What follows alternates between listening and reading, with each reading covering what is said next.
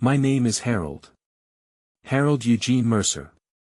I'm 81 years old, and I live alone now in a house that used to feel small. I want to tell you something. Not because I think it will help you. I'm not sure it will help anyone.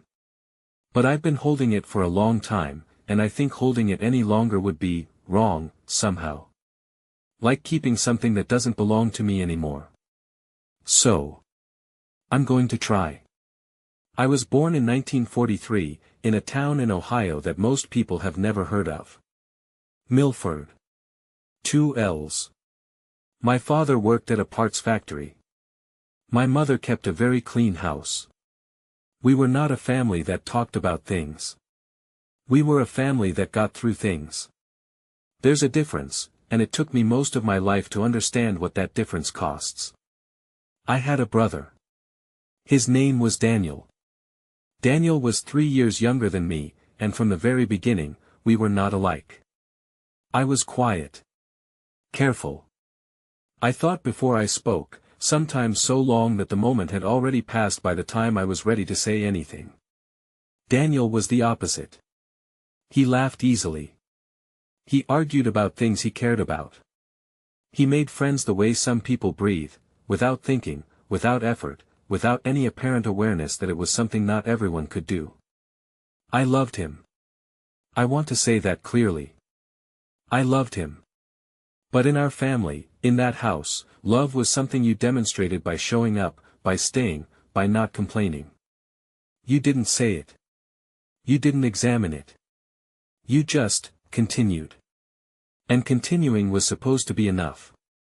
For a long time, I believed it was. We grew up. That's the simple way to say it. We grew up and the world pulled us in different directions the way the world does. I went to college on a partial scholarship. Studied accounting. Married a woman named Ruth when I was 26. We moved to Pennsylvania and I took a job with a firm that handled tax work for small businesses, and that became my life. Reliable. Steady. Ruth and I had 2 children, a daughter, Karen, and a son, Michael. We had a house with a good furnace and a yard that I mowed every Saturday. Daniel went a different way. He didn't finish college. Not because he wasn't intelligent, he was, deeply, but because he had other things pulling at him. He played guitar. He wrote songs. He moved to Chicago in the late 1960s and got involved in music in ways I never fully understood. He would call sometimes. My mother would tell me things she'd heard. For a while there were postcards. And then the calls became less frequent. And the postcards stopped. And I told myself it was just the way things go. People get busy. Life fills up. I was busy too, after all. There was the firm. There were the children. There were the Saturday yards and the Tuesday evenings and the whole machinery of a life already in motion. I didn't reach out more than I should have. I didn't reach out more. I told myself he knew where I was.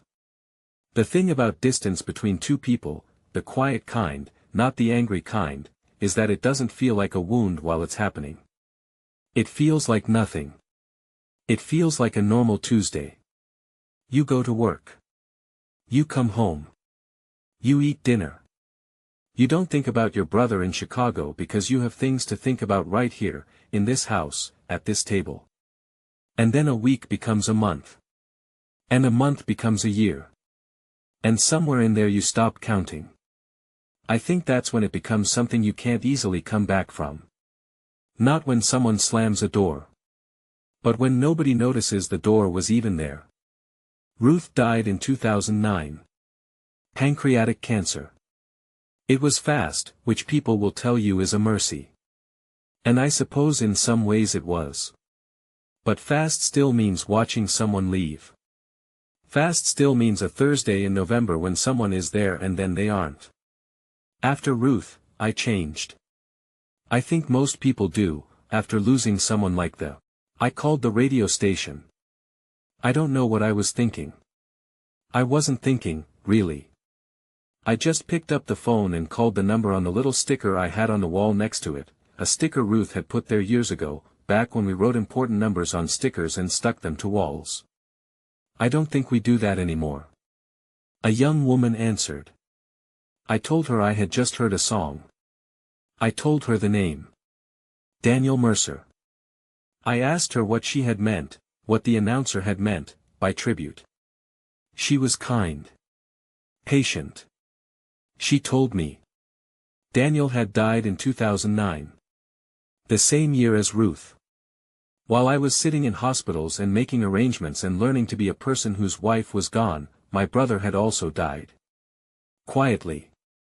In a city I hadn't visited in 20 years. Of a heart attack, she said, though she didn't know the details. She was sorry for my loss. She said it the way people do when they say it to a stranger, genuinely, but without knowing the weight of what they're handing you. I thanked her. I hung up. I sat down on the kitchen floor. I'm not sure why I sat on the floor. There were chairs. I had just been sitting in one.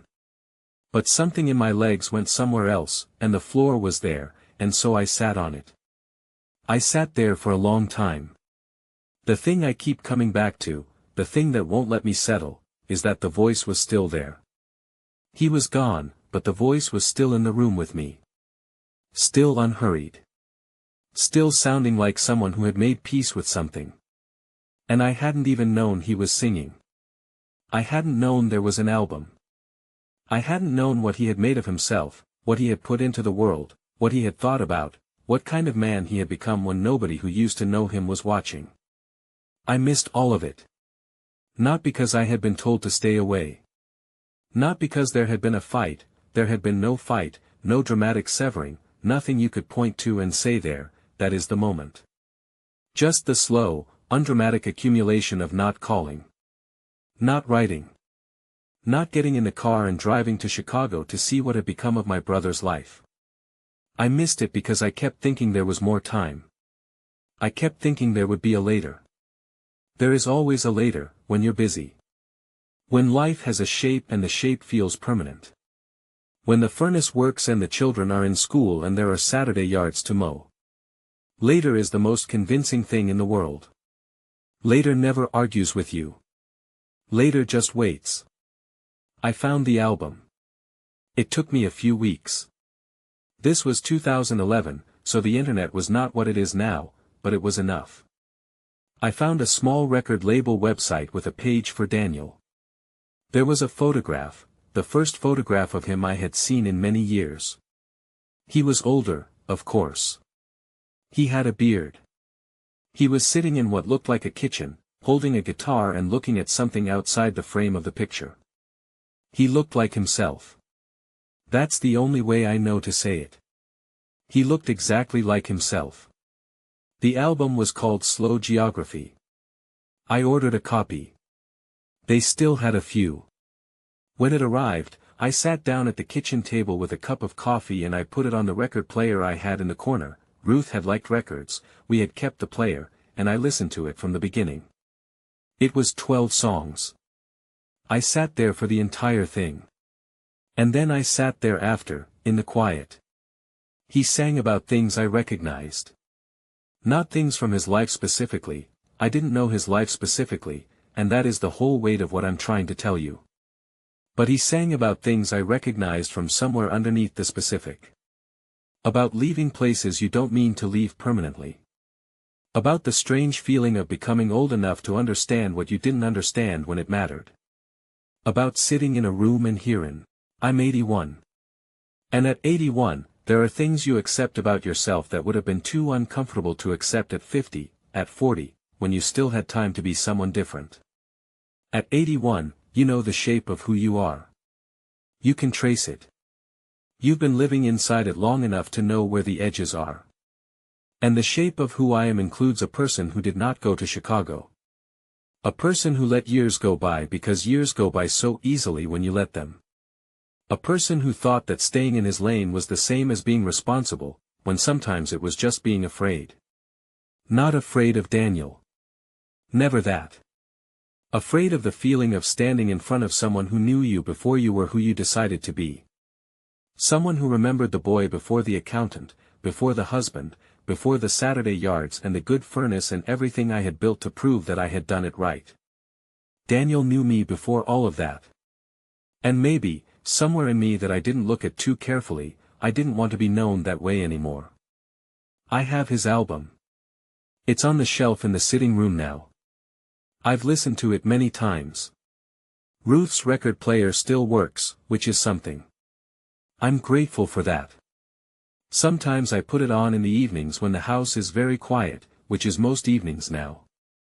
I sit in the chair by the window and I listen to all 12 songs and I let them do whatever they do. It's not grief, exactly, what I feel. It's something that doesn't have a good name. It's the feeling of having been very close to something and not knowing it until the close part was over. It's the feeling of a door that you kept meaning to go through, and one day you walk past and notice it's been walled over, quietly, while you were busy in another room. Karen came to visit last year. She stayed for a week and we talked more than we had in years. She asked me about Daniel again. She's asked about him a few times since that phone call, in the way children try to understand the things about their parents that don't quite fit the story they've been told. She asked me what he was like. And I sat there for a moment, because it was a strange question in a way. He was my brother. I knew him. But she was asking something more specific than that. She was asking who he was. I told her some things. I told her about the way he argued, passionately, without cruelty. I told her about the laugh. I told her about a summer when we were boys, maybe 10 and 7, when we found an injured bird in the backyard and Daniel insisted we keep it in a shoebox and feed it bread crumbs until it was strong enough to leave. I told her it actually worked. The bird left. Daniel stood in the yard for a long time after it flew off, just watching the empty sky, not upset exactly, but very still. Karen smiled when I told her that. She said, "That sounds like someone I would have liked." Yes, I said. He was. I don't have a great deal of time left, in the larger sense. I'm not saying that to be, I'm not saying it for effect. I'm just at an age where the arithmetic becomes harder to ignore. The body tells you things. The doctors tell you things. And there's a way that the future starts to look different when you can see the edge of it from where you're standing. And standing near the edge, I find myself thinking less about the things I did and more about the things I almost did. The things that were possible and that I chose, without quite choosing, to leave as possibilities. Daniel was a possibility I left as a possibility. I kept him there, in the place where things could still happen, right up until the place where things could still happen was closed. If you have someone like that, I'm not going to tell you what to do. I'm not in a position to tell anyone what to do, and I wouldn't know how to start. But if you have someone like that, someone who exists,